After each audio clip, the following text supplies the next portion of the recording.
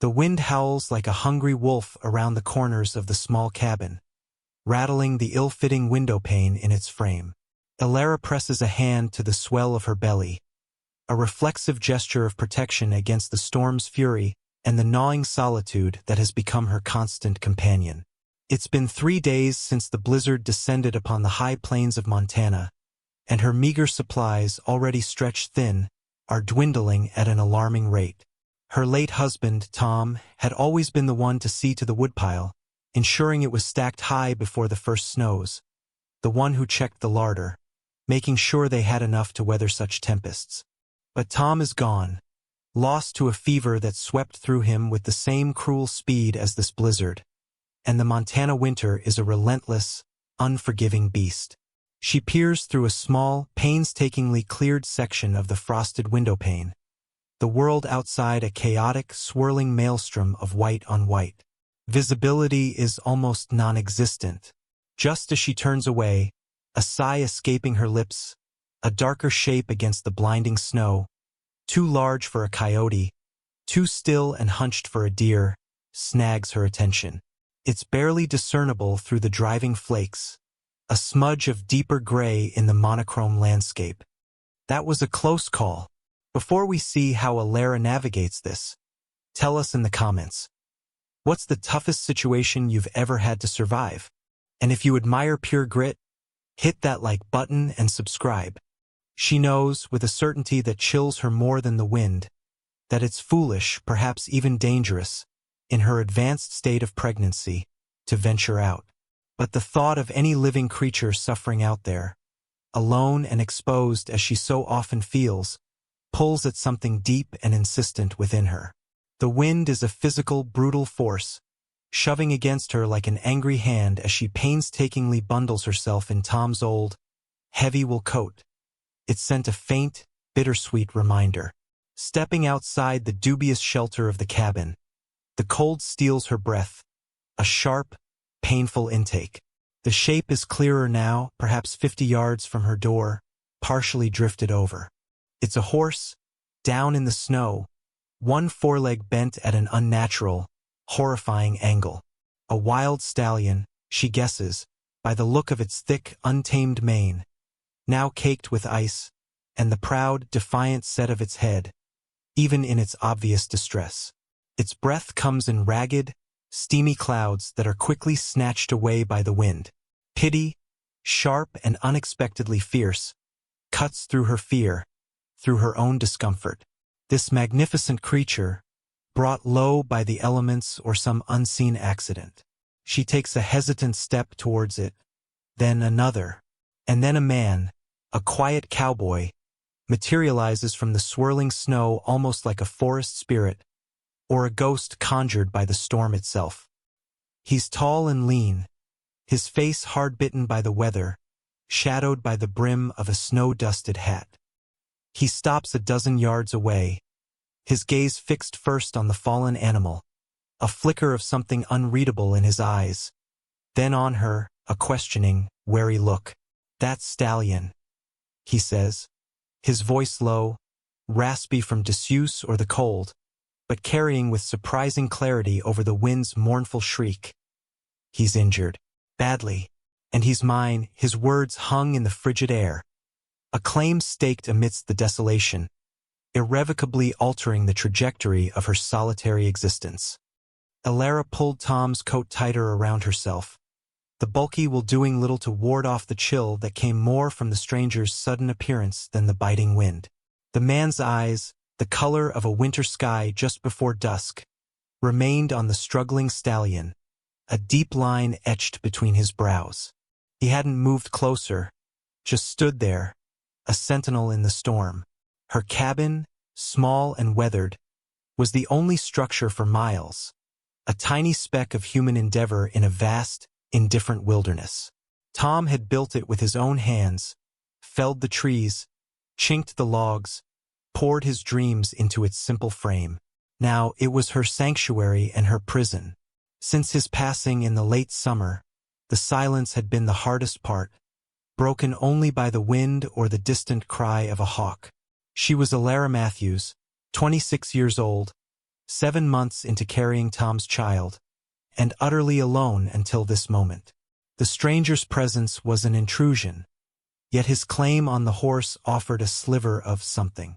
Not hope, not yet, but a deviation from the lonely path she walked.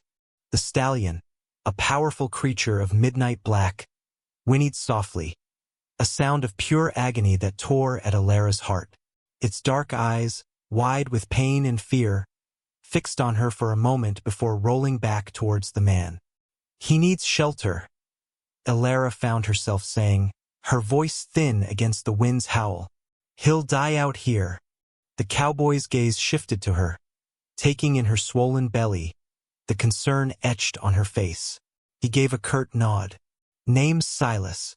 And this here is Shadow." He spoke as if the horse were a person, a companion. "Legs broken, I reckon. Snapped clean." The thought of the town, Willow Creek, flickered in Alara's mind. It was a good day's ride in fair weather, an impossible journey now.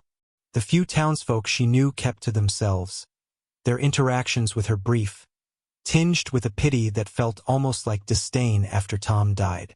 A lone woman, pregnant, on a struggling piece of land. She was a problem waiting to happen in their eyes.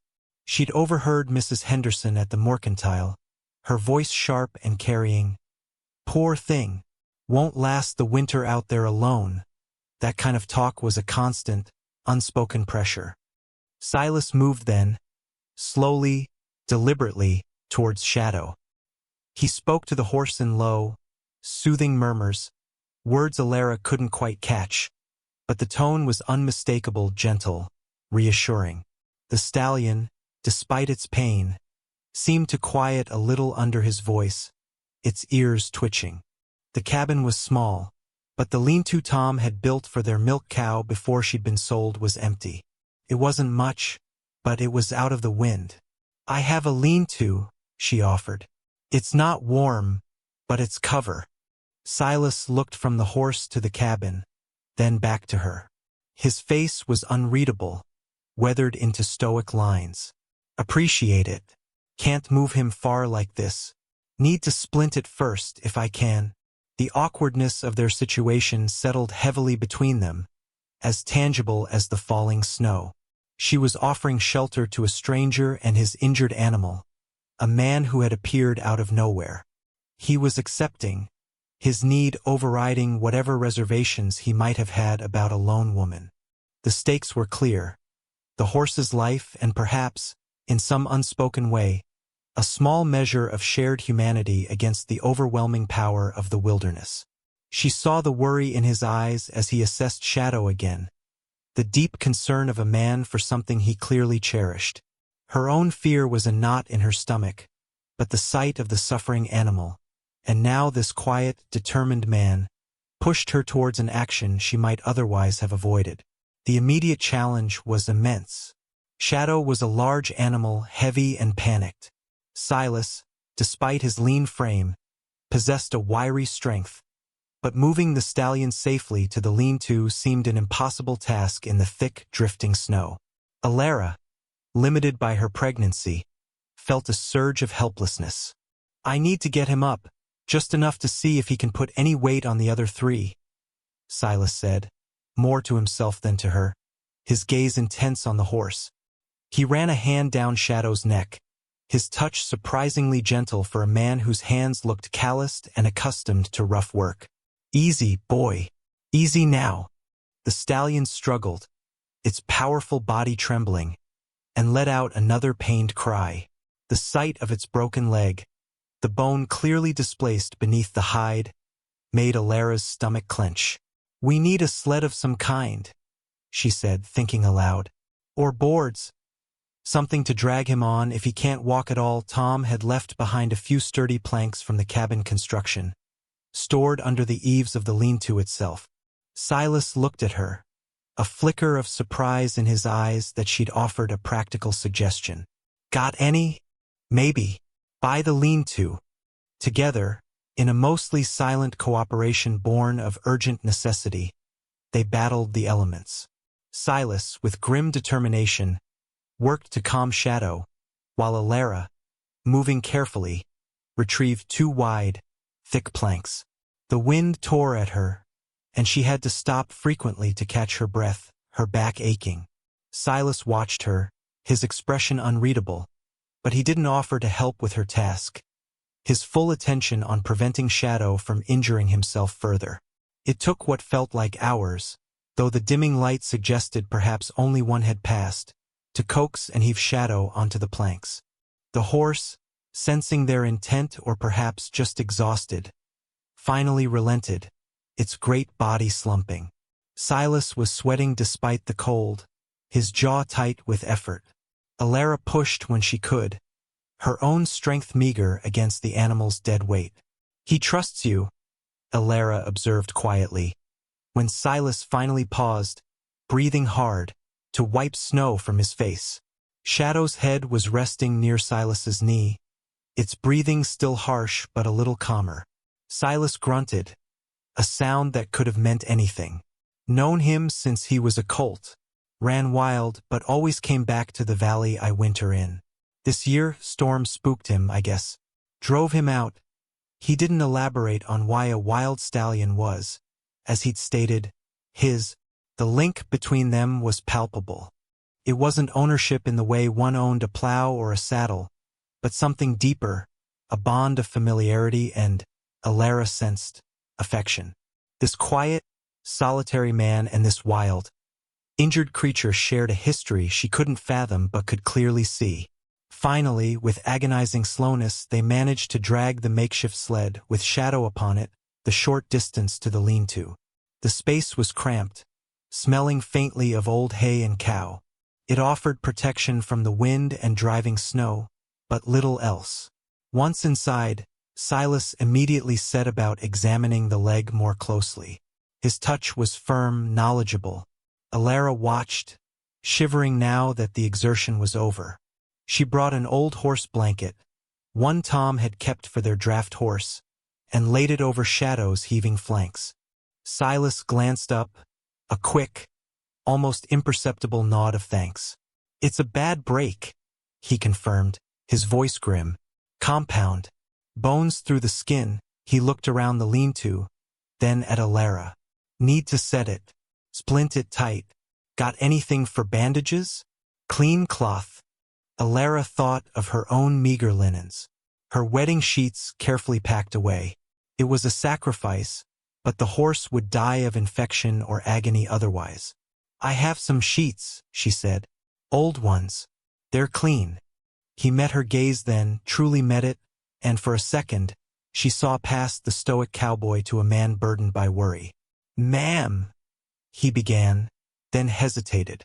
"Alara," she supplied softly. "Alara," he repeated, the name sounding foreign on his tongue. "This is a lot to ask. Using your things. Taking up your space." "He's suffering," she said simply. It was reason enough. This was the first real test of their forced alliance, a demand that went beyond simple shelter.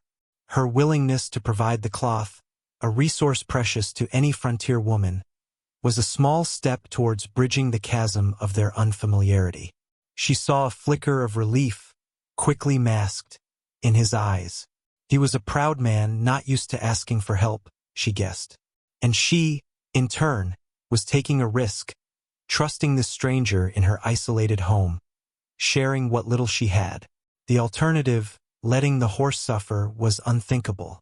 The hours that followed were a blur of focused effort and quiet tension. Alara tore strips from an old linen sheet, her hands surprisingly steady. Silas, using a small, sharp knife he produced from his belt, carefully cleaned the wound as best he could with snowmelt she heated over her small stove. The cabin was filled with the metallic scent of blood and the faint aroma of herbs Silas crushed and applied to the wound.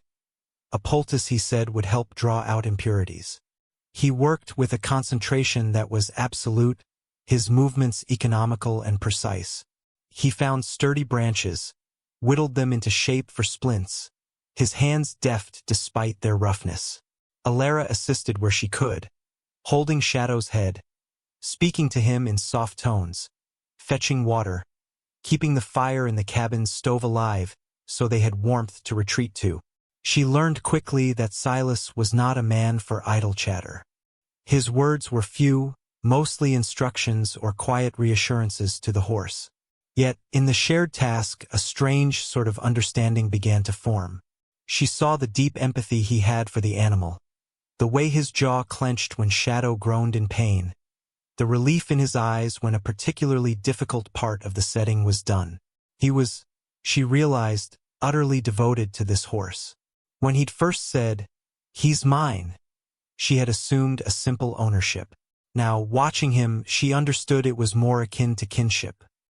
"He's my only friend," he said once, softly, almost under his breath, as he gently adjusted a bandage. The admission hung in the cold air of the lean-to, a stark revelation of a solitary life.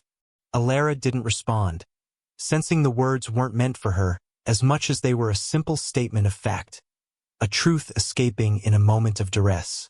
Her own loneliness, a constant ache since Tom's death, resonated with that quiet confession. She, too, understood what it meant to have one's world shrink to a single point of connection. For her, it was the child growing within her. For Silas, it was this wild stallion. By the time the rudimentary splint was secured, and Shadow, dosed with a little laudanum Alara had kept from Tom's illness, finally drifted into an uneasy, pain-dulled sleep, exhaustion had settled deep into Alara's bones. The blizzard still raged outside, a constant, howling reminder of their isolation. Silas straightened up, his shoulders stiff. He looked utterly spent, his face smudged with dirt and dried blood. "Thank you," he said, his voice hoarse. "Couldn't have done it without you." "He needed help," Alara replied, her gaze on the now quiet stallion. A fragile peace had settled in the lean-to. They retreated to the relative warmth of the cabin. The small room felt crowded with his presence, yet not uncomfortably so. He was a large man, but he moved with a quietness that minimized his bulk. She offered him the last of her stew, a thin rabbit broth with a few precious potatoes. He ate slowly, methodically, as if savoring every mouthful, though she knew it was barely enough to satisfy a hard-working man. "You're a long way from anywhere," he observed, his eyes scanning the small cabin, taking in the neatly kept but sparsely furnished room. "This is home," she said, a touch of defensiveness in her tone. "My husband, he built it." Silas nodded, his gaze lingering for a moment on the empty rocking chair by the stove, Tom's chair. He didn't ask questions, a reticence Alara appreciated. Most people, especially strangers, were full of prying inquiries. The silence stretched, filled only by the crackle of the fire and the unabated howl of the wind. Alara found herself studying him covertly. His face was all harsh angles and weathered lines, but his eyes, when not clouded by worry for Shadow, held a deep stillness. There was a story there, she sensed, one of hardship and solitude, much like her own. "You should get some rest," he said, breaking the silence. "You've done more than enough." He gestured to the single cot in the corner. "I'll take the floor by the fire. Keep an eye on things." She hesitated. Sharing her small cabin with a stranger, a man she knew nothing about, went against every instinct of self-preservation. But he had also shown kindness, a deep well of it, towards his horse. And he had, in his own quiet way, been respectful of her. Besides, where else could he go? Sending him back out into the blizzard was a death sentence. "All right," she agreed, the word barely a whisper. As she lay on the cot, facing the wall, sleep was slow to come. She was acutely aware of his presence, the sound of his breathing, the occasional shift of his body as he settled on the floor. It was a strange intimacy born of crisis. She thought of his words, "He's my only friend." A profound loneliness echoed in that statement, a loneliness she understood all too well. Despite her unease, a small, unexpected feeling began to unfurl within her. She wasn't entirely alone in the storm anymore. The external threat of the blizzard had forced an internal shift, a crack in the wall of her isolation. The days that followed fell into a pattern dictated by the needs of the injured stallion and the constraints of the ongoing storm. The blizzard eventually blew itself out, leaving behind a world transformed, draped in a thick, pristine blanket of white, but the cold remained biting, and travel was still treacherous. Silas rarely left Shadow's side for long, tending to the splint, coaxing the horse to drink water laced with willow bark tea, another of his remedies, and offering him small handfuls of the precious oats Alara had been saving for dire emergency. Alara, in turn, managed the cabin, husbanding their dwindling food supplies, keeping the fire going, melting snow for water. She found herself watching Silas often. He moved with an economy of motion, a quiet competence that was strangely reassuring. He was resourceful, fashioning a better water trough for Shadow from a hollowed log, reinforcing the lean-to door against the persistent wind. He never complained about the cold, the lack of food, or the cramped conditions. Their conversations remained sparse, functional. More water for Shadow? Woodpiles getting low? How's he seem today? Yet, in these brief exchanges, and the longer stretches of shared silence, a fragile understanding began to grow. She learned to read the subtle shifts in his expression, the slight easing of the line around his mouth when Shadow showed a sign of improvement, the deepening of the furrow in his brow when the horse seemed in more pain. He, in turn, seemed to observe her with a quiet consideration. He noticed her fatigue, the way she sometimes pressed a hand to her back. One morning, she woke to find he'd already been out and cleared a wider path to the woodpile and the outhouse, a task that would have taken her considerable effort. He said nothing about it, just nodded when she thanked him, his eyes briefly meeting hers before flicking away. It was a small gesture, but it spoke volumes in their silent world. One afternoon, as she was kneading a pitifully small lump of dough for biscuits, more flour than substance, Silas sat by the fire, mending a tear in Shadow's blanket with a needle and coarse thread he produced from his saddlebags. His large, calloused hands moved with surprising dexterity. "You're good with a needle," Alara remarked, the words out before she could stop them. It was the closest thing to a personal observation she'd made. He didn't look up. Had to learn. Living alone, things fall apart. Same as anything else. "How long have you been on your own?" she asked, emboldened by his response. He stitched for a moment in silence. "Most of my life, I reckon. Since I was a boy." His voice was flat, devoid of self-pity. Alara thought of her own childhood, relatively sheltered despite its hardships, with a mother and father, brothers and sisters. His admission painted a stark picture of a different kind of existence. It explained his self-sufficiency, his reticence, and perhaps his deep bond with Shadow. The horse wasn't just a friend. It was family, the only constant in a life of wandering. She discovered small things about him. He had a surprising knowledge of plants and their uses, not just for healing animals but for humans too. He showed her a type of dried root he carried, good for brewing a tea that settled the stomach, and offered her some when she complained of morning sickness, which still plagued her at times. He was observant of the weather, predicting a coming cold snap with an accuracy that surprised her. He knew the ways of wild creatures, pointing out the tracks of a snowshoe hare near the cabin, suggesting where he might set a snare if their food ran desperately low. One evening, Shadow seemed particularly restless, wickering softly, shifting his weight. Silas was instantly alert, his body tensing. He went to the lean-to, Alara following with a lantern. The stallion's breathing was shallow, his eyes dull. "Fever, I think," Silas said, his hand on Shadow's neck. Infection might be setting in. Fear, cold and sharp, pierced through Alara.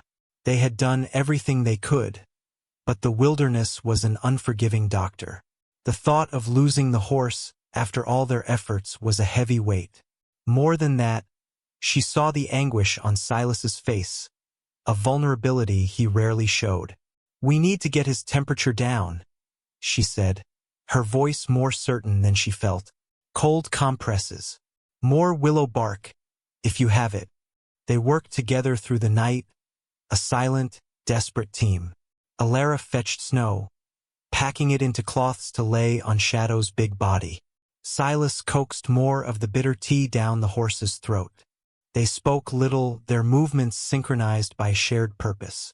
In the depths of that long, anxious night, as they fought for Shadow's life, the last vestiges of their awkwardness seemed to melt away, replaced by a raw, unshielded interdependence. She saw not just a quiet cowboy, but a man fighting for the only thing he held dear.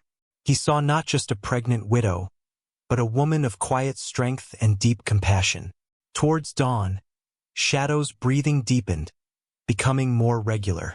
The heat radiating from his body seemed to lessen. Silas laid his cheek against the horse's neck, listening, feeling. A long, slow sigh escaped him. I think he's turned a corner. Relief washed over Alara, so potent it left her weak.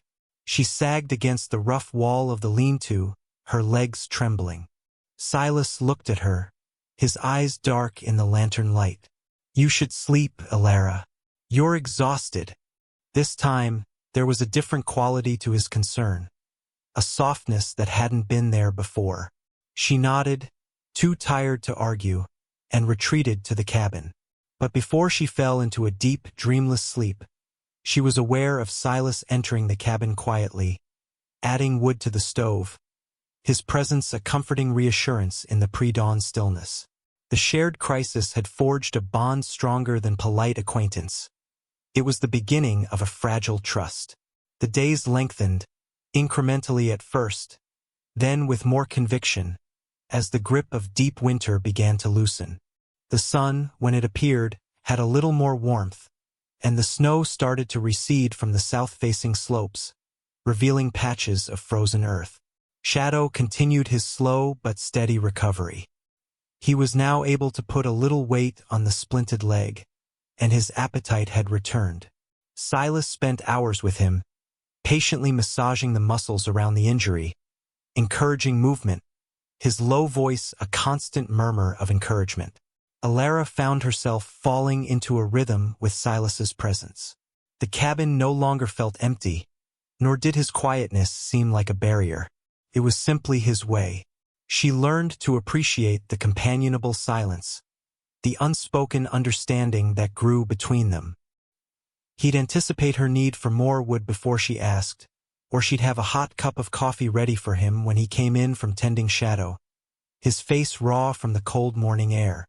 One afternoon, he returned from a short foray into the surrounding woods. He'd started setting snares, and their diet was occasionally supplemented by a rabbit or a grouse, with a small, struggling bundle in his hands. It was a young snowshoe hare, its leg caught in one of his traps, but alive. Alara looked at it, then at Silas.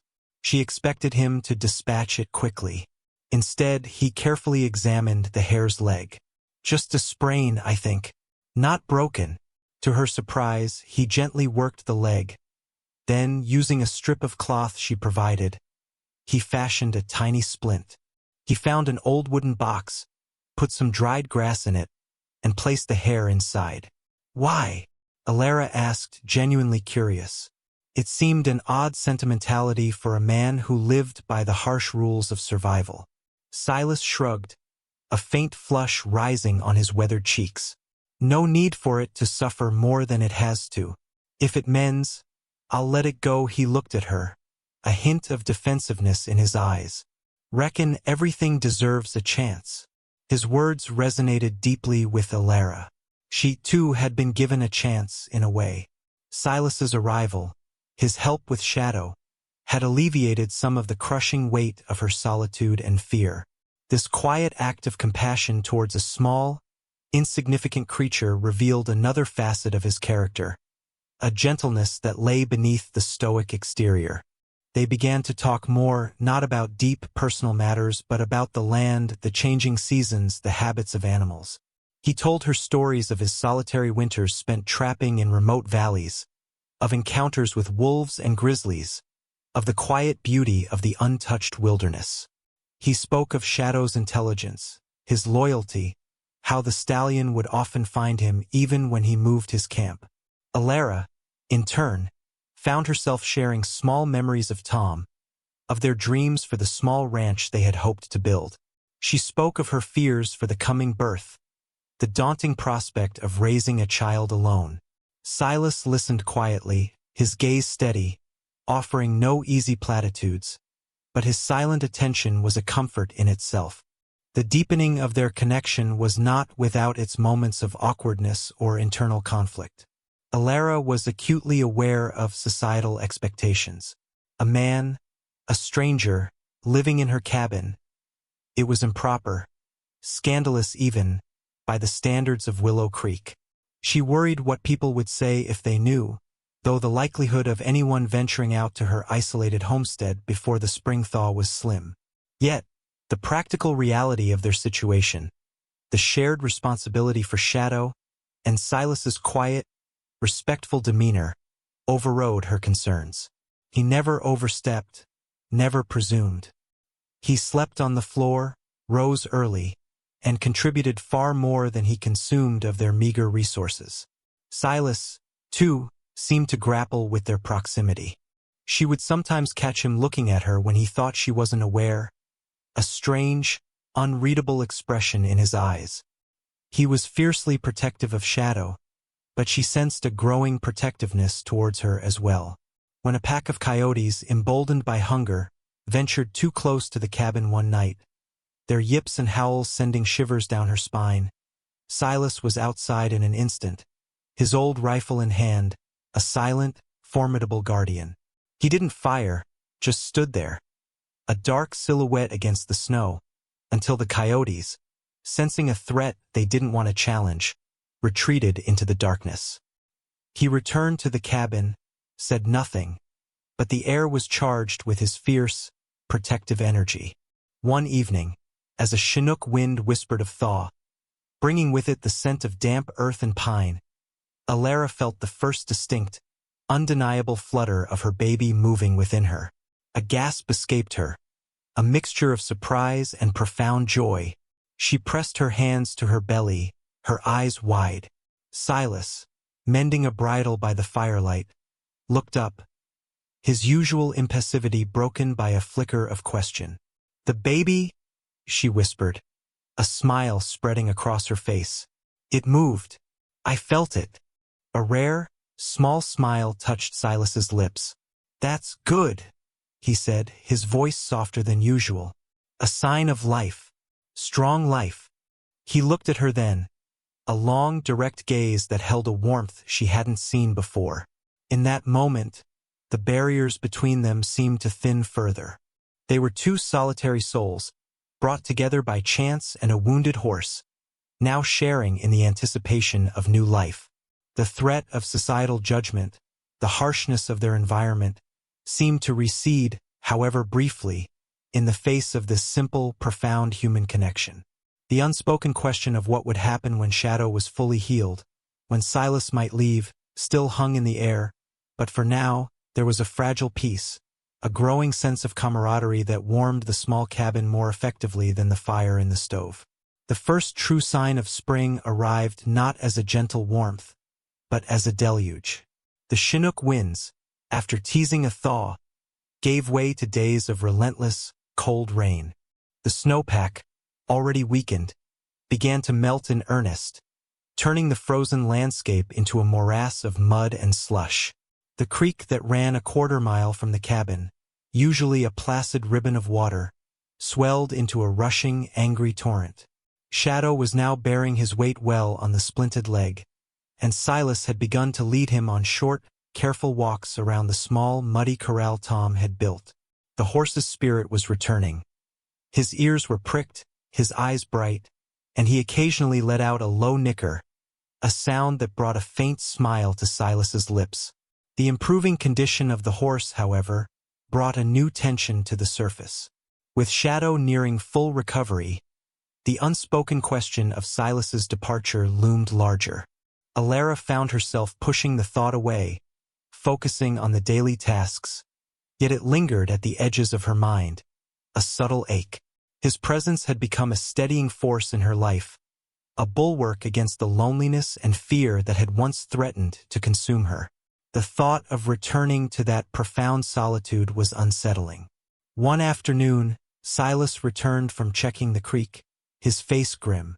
"Water's rising fast," he announced, shaking rain from his hat. "It's higher than I've ever seen it. If this rain keeps up, we might have trouble." Alara felt a knot of anxiety tighten in her chest. The cabin, while on slightly higher ground, was not far from the creek's floodplain. Tom had always said it was safe, but this was no ordinary spring melt. "What can we do?" she asked, her voice betraying her worry. "Move what we can to higher ground in the cabin," Silas said, already scanning the small room. "Stack things on the table, the cot, and hope it doesn't reach us." He looked towards the lean-to. "Shadow, if it gets bad, I'll have to move him, maybe up that little rise behind the cabin. It's not ideal with his legs still mending, but better than being swamped." The next 24 hours were a tense vigil. The rain continued, a merciless, drumming downpour. The creek roared, a constant, ominous sound in the background. They worked together, moving sacks of flour, her few preserved goods, Tom's books, onto the sturdy pine table and the cot. Alara, despite her awkwardness and the ache in her back, refused to be idle. Silas, observing her determination, worked with a focused intensity, his movements efficient, his quiet presence a reassurance. The water crept closer. First, it was the low-lying pasture. Then the small vegetable patch Tom had optimistically tilled last spring. By evening, it was lapping at the edges of the yard, a dark, swirling sheet under the gray, weeping sky. Sleep was impossible. They sat in the dim light of a single lantern, listening to the rain and the ominous gurgle of the rising water. Alara's baby was active, kicking and turning within her, as if sensing the external turmoil. "It will be all right, Alara," Silas said, his voice a low rumble in the charged silence. He wasn't looking at her, but staring into the small, sputtering flame of the lantern. "We'll manage." His certainty, whether real or feigned for her benefit, was a small comfort. She found herself drawing strength from his calm demeanor, his refusal to panic. Suddenly, a new sound pierced the night, a frantic, distressed whinny from the lean-to.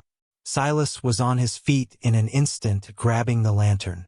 "Stay here," he ordered, his voice sharp, before disappearing out into the drenching rain. Alara, her heart pounding, rushed to the window. In the flickering lantern light, she could see water swirling around the base of the lean-to. Silas was struggling to open the door, which seemed to be jammed by the pressure of the water or debris. Shadow was panicking inside, his cries sharp with fear. Ignoring Silas's instruction, Alara pulled on Tom's oilskin slicker and plunged out into the storm. The water was ankle-deep, shockingly cold. "Silas!" she yelled over the roar of the creek. He turned, his face a mask of frustration and concern in the dim light. "Get back inside, Alara. It's not safe." But she was already there, pushing against the lean-to door with him. It finally gave with a sucking sound, revealing Shadow, wild-eyed, stamping nervously in nearly a foot of muddy water. "We have to get him out," Silas yelled, already reaching for Shadow's halter. Moving the terrified stallion, whose leg was still vulnerable, through the swirling, debris-filled water in the near darkness was a Herculean task. Shadow fought them, his fear making him unpredictable. Silas, his voice a low, urgent command, tried to soothe him while Alara, her own fear a cold knot in her stomach, positioned herself to guide the horse, to prevent him from stumbling or further injuring his leg. The rise behind the cabin was small, but it was their only hope. It was slick with mud, treacherous underfoot. Several times Shadow balked or slipped, his great body trembling. Silas, his arm around the horse's neck, his body pressed close, seemed to be imbuing the animal with his own determination. Alara, pushing from behind, her hands raw, her body aching, focused on their small, desperate goal. Finally, after what felt like an eternity of struggle, they reached the slight elevation. Shadow stood, sides heaving, but safe from the immediate threat of the rising water. Silas leaned against the horse, gasping for breath, soaked to the bone. Alara sank onto a wet log, her legs shaking uncontrollably. The rain had eased slightly, but the devastation was clear in the gray dawn light.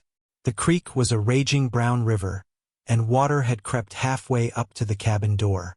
The lean-to was partially submerged. "We did it," Silas said, his voice hoarse with exhaustion. He looked at Alara, his eyes filled with a mixture of relief and concern. "Are you all right?" She nodded, unable to speak for a moment. She was cold, wet, and utterly spent, but a strange sense of triumph coursed through her. They had faced a significant threat, not as two separate individuals, but as a team. They had protected Shadow, and in doing so had protected the fragile bond that connected them all. As the floodwaters slowly began to recede over the next 2 days, leaving behind a landscape coated in thick, reeking mud, a new dynamic settled between Alara and Silas. The shared danger had stripped away more layers of reserve. They had seen each other at their most vulnerable, most afraid, and had come through it together. Silas, though, became quieter, more withdrawn, as the immediate crisis passed. Alara sensed a restlessness in him. Shadow was healing well. The path to the south would soon be clear. There was no longer an undeniable reason for him to stay. The thought brought a sharp pang of anticipated loss. One evening, as she was mending a tear in one of her dresses, her belly now prominently round, her movements more cumbersome, Silas spoke, his voice unusually hesitant. "Alara," he began, then paused, turning his hat over and over in his hands. "Shadow's near ready to travel, and the weather's clearing. I reckon it's time I was moving on." The words, though expected, landed like a blow. Alara kept her gaze fixed on her sewing, her hands suddenly clumsy. "Oh," she said, her voice carefully neutral. "Yes, I suppose it is." Silence descended, thick and heavy.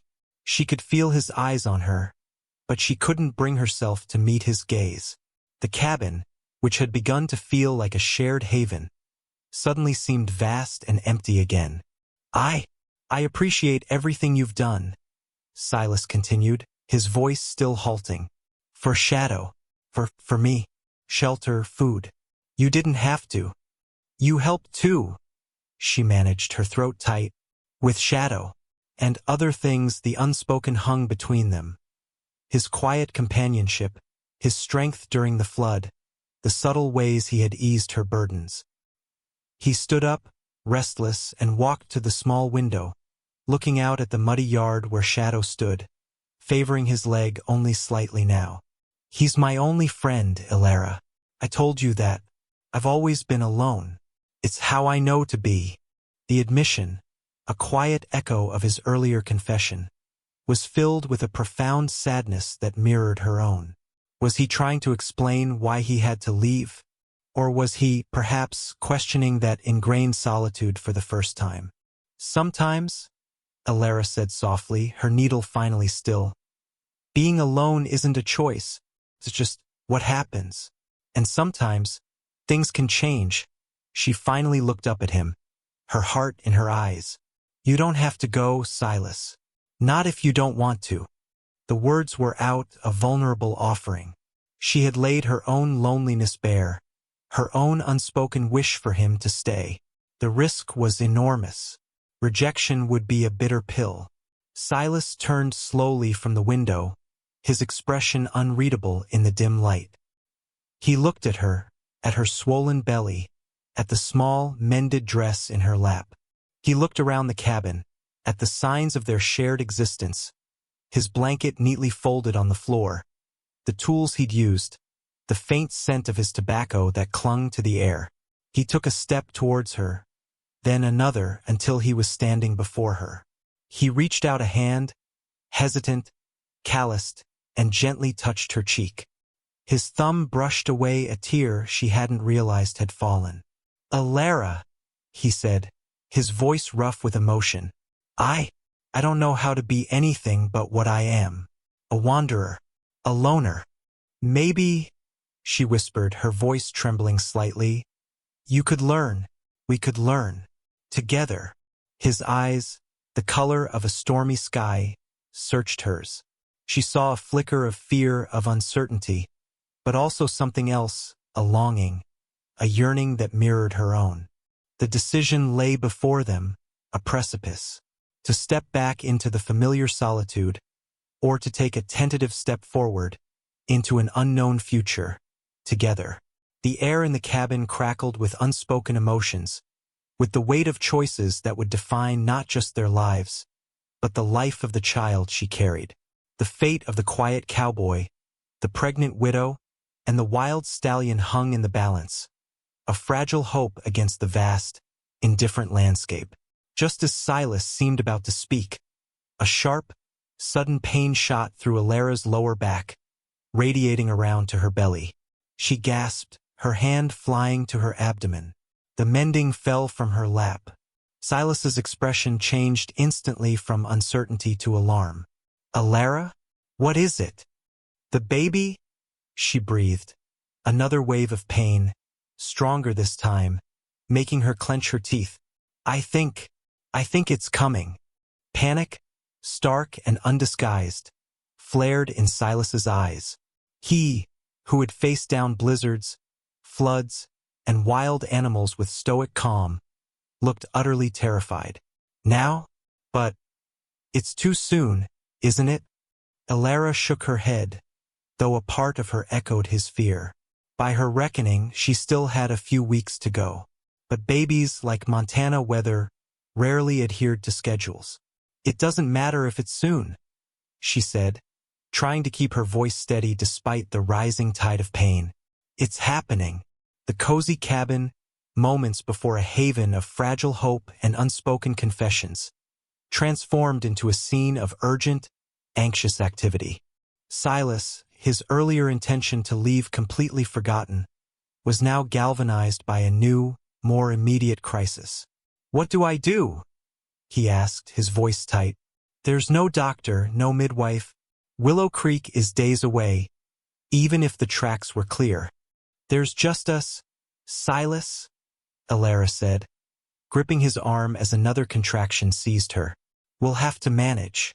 Like we always do." Her words were meant to reassure him, but they also served to bolster her own courage. He looked at her pale face beaded with sweat, at the courage shining in her eyes, and something shifted within him. The fear didn't vanish, but a grim determination settled over his features. He had set bones, tended wounds, faced down nature's fury. This was different, terrifyingly so, but Alara was depending on him. "All right," he said, his voice regaining some of its customary steadiness. "All right, tell me what you need." The hours that followed were a crucible. Alara's labor progressed rapidly, fiercely. The small cabin became a world unto itself, filled with her pain, her gritted teeth endurance, and Silas's awkward, desperate attempts to help. He boiled water, though he wasn't sure why, except that it seemed like the thing to do. He wiped her brow with a cool cloth. He held her hand, his grip surprisingly gentle, when the pains became unbearable. He talked to her, his voice low and soothing, much like he talked to Shadow. He told her stories he hadn't shared before, fragments of his past, not of hardship, but of small, beautiful things he'd seen in his wanderings.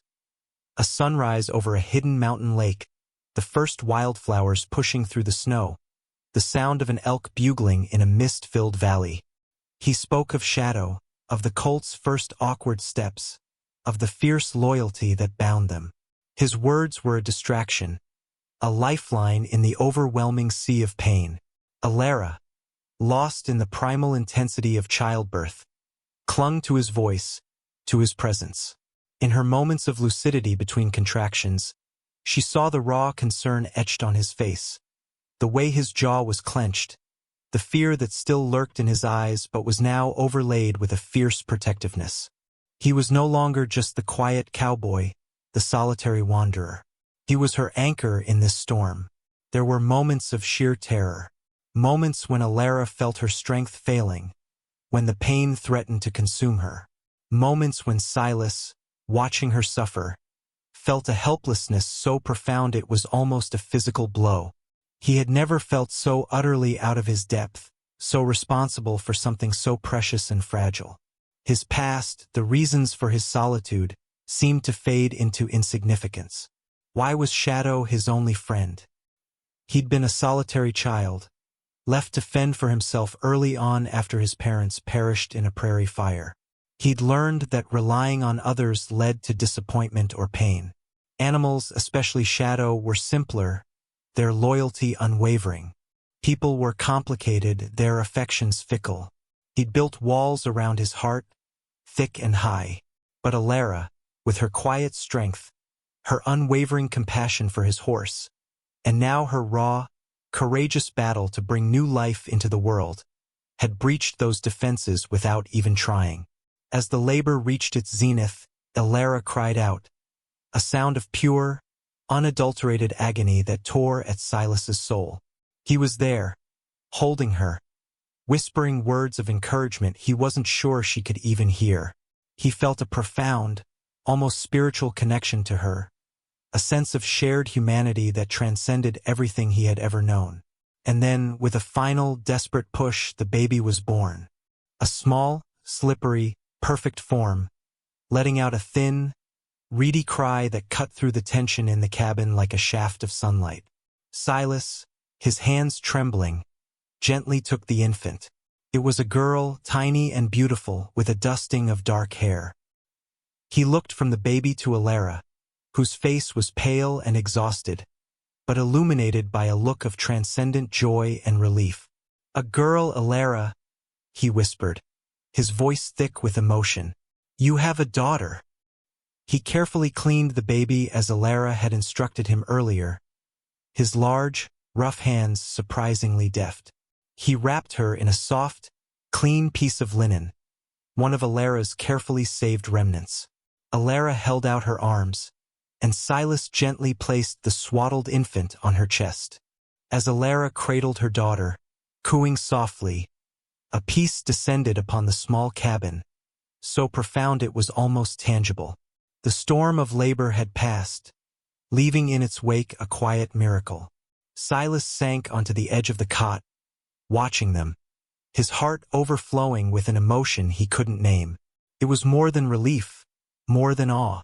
It was a sense of belonging, of connection so powerful it almost brought him to his knees. He looked at Alara, her face softened by love and exhaustion, and at the tiny new life she held. This was family. This was home. Something he had never truly had. Something he hadn't even realized he was searching for. Shadow, forgotten during the tumult, let out a soft nicker from outside, as if sensing the shift in the world. Silas glanced towards the window. The rain had stopped. Through a break in the clouds, a sliver of moon cast a pale, gentle light on the muddy, transformed landscape. He looked back at Alara and the baby. His decision, the one that had been hanging heavy in the air just hours before, was no longer a question. The thought of leaving, of returning to his solitary life, now seemed impossible, an amputation. She's beautiful, Alara whispered, her eyes shining with unshed tears as she looked up at him. Thank you, Silas, for everything. He could only nod, his throat too tight for words. He reached out a hesitant finger and gently touched the baby's cheek. Her tiny hand, impossibly small, closed around it. In that moment, the quiet cowboy, the man who believed his only friend was a wild stallion, understood that his life had irrevocably changed. He was no longer just a wanderer. He was a protector, a partner, and in some unspoken, profound way, a father. The walls around his heart had not just been breached. They had crumbled into dust. The immediate aftermath was a quiet hum of exhaustion and profound relief. Alara, weak but suffused with a deep, maternal joy, drifted in and out of a light sleep, her newborn daughter nestled beside her. A warm, breathing miracle. Silas moved about the cabin with a newfound purpose, his earlier anxieties replaced by a quiet, watchful care. He tidied the small space, banked the fire, and checked on Shadow, who stood patiently on the rise, his leg now strong enough that the muddy ground was less of a concern. The stallion seemed to sense the momentous event that had occurred within the cabin's walls, his usual restlessness subdued. When Alara woke more fully, the pale light of a new day was filtering through the window. Silas was there, sitting quietly in Tom's rocking chair, not rocking, just watching over them. He offered her a weak smile, a stark contrast to his usual stoicism. "How are you feeling?" he asked, his voice gentle. "Tired," she admitted, her own smile a little shaky. "But happy. So very happy." She looked down at her daughter, whose tiny rosebud mouth was making suckling motions. "She needs a name." Silas nodded. "That she does." They were quiet for a moment, the only sounds the baby's soft breaths and the distant murmur of the receding creek. The world outside was washed clean by the flood and the rain, and it felt as though their small world inside the cabin had been similarly cleansed, stripped down to its most essential, precious elements. "I was thinking, Hope," Alara said softly, looking at Silas. "Because she is. For me. For us." It was a question, a tentative offering. Silas met her gaze, and the warmth in his eyes was answer enough. "Hope," he repeated, the word tasting right on his tongue. "It's a good name. A strong name." He rose and came to the bedside, looking down at the mother and child. The starkness of his life before, the years of solitude, the carefully constructed defenses, they all seemed like a distant dream. This, here, with Alara and baby Hope, felt more real, more vital, than anything he had ever known. The thought of his old life, of riding away with only Shadow for company, now felt barren, unthinkable. "Alara," he began, his voice still a little rough, "about what I said before about leaving." She looked up at him, her expression open, waiting. "I can't," he said simply. "I don't want to. If you'll have me, if you'll have us," he amended, his gaze including Shadow, who seemed to be a permanent fixture in his considerations. "We'd like to stay, help you with the ranch." With Hope. Tears welled in Alara's eyes, tears of relief and a burgeoning joy that pushed aside the last vestiges of her fear and uncertainty. "Oh, Silas," she whispered, "there's nothing I'd want more." A slow smile spread across Silas's face, a genuine, unguarded smile that transformed his rugged features, making him look younger, less burdened. He reached out and gently took her hand, his calloused fingers closing around hers. It was a simple gesture, but it sealed an unspoken pact, a commitment forged in shared hardship, unexpected tenderness, and the miracle of new life. The days that followed were filled with the quiet rhythms of a new beginning. Silas, with surprising aptitude, took to the tasks of fatherhood, helping Alara with Hope, his large hands learning to be gentle with swaddling clothes and soft skin. He also threw himself into repairing the damage from the flood, shoring up the lean-to, clearing debris, his energy boundless. Shadow, now fully recovered, became a familiar presence around the cabin, often grazing peacefully nearby, his wildness tempered by a clear affection for Silas and, increasingly, a curious gentleness towards Alara and the baby. He would nuzzle Alara's outstretched hand when she brought him a treat, his dark eyes soft. The small cabin, once a symbol of Alara's isolation, now felt full, not just with people, but with a palpable sense of warmth and connection. The quiet cowboy was no longer quite so quiet. He spoke more freely, sharing observations, making plans for the small ranch. Alara, watching him with hope cradled in her arms, saw the transformation. The loneliness that had clung to him like a shroud was lifting, replaced by a quiet contentment. She too was transformed. The grief for Tom would always be a part of her, but it no longer defined her. She had found new strength, new purpose, and an unexpected love that had blossomed in the most unlikely of circumstances. Her agency, once constrained by her widowhood and pregnancy, was now rooted in her choices, her resilience, and the partnership she had forged with Silas. One clear, crisp morning, about a week after Hope's birth, Silas carried the baby outside, bundled warmly against the spring chill. Alara followed, leaning against the cabin door frame, watching them.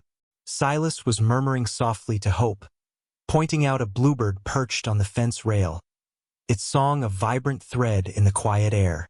Shadow ambled over, nudging Silas's shoulder gently before stretching his neck to sniff curiously at the bundle in Silas's arms. Silas chuckled, a low, warm sound. "Easy there, old friend. This here is Hope. She's part of our herd now." He looked back at Alara, his eyes meeting hers over the baby's head. The landscape around them was still scarred from the flood, the future of the ranch uncertain, but in that moment, none of it mattered. They had faced the wilderness, both external and internal, and had found not just survival, but a profound and enduring connection. He watched her as she came to stand beside him, her hand resting on his arm, her gaze soft as she looked at their daughter, then at him. The Montana sun, climbing higher in the clear sky, bathed them in its gentle light. Silas knew, with a certainty that settled deep in his bones, that his wandering days were done. He was no longer just Shadow's companion. He had found his home, his family, his heart, in this small cabin, with this courageous woman and their precious child. The Stallion, his once only friend, was now a beloved part of a larger, richer life. And it was more than he had ever dared to hope for. Thanks for watching. If you believe in compassion, overcoming prejudice, and finding love in unexpected places, give this story a like and subscribe for more. This story showed love and heroism where least expected. What was your favorite moment of connection between them? Tell us in the comments.